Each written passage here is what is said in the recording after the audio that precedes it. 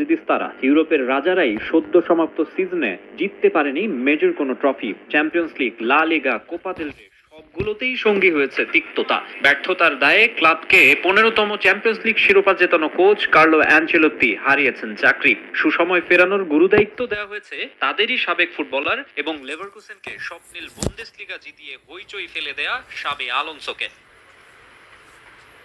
রয়্যালের coach হিসেবে শাবির প্রথম assignment FIFA club বিশ্বকাপ। নতুন ফরম্যাটের এই মেগা ইভেন্ট দিয়ে লস ব্ল্যাঙ্কোদের ট্র্যাকে ফেরানোর প্রত্যয় স্প্যানিশ কোচের।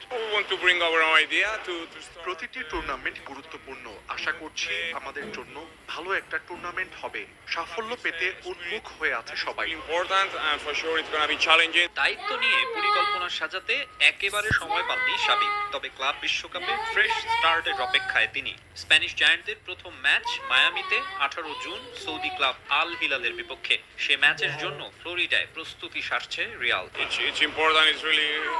আমরা কিভাবে খেলতে চাই, দলটাকে কিভাবে গড়ে তুলতে চাই সেটার ধারণা পাবো।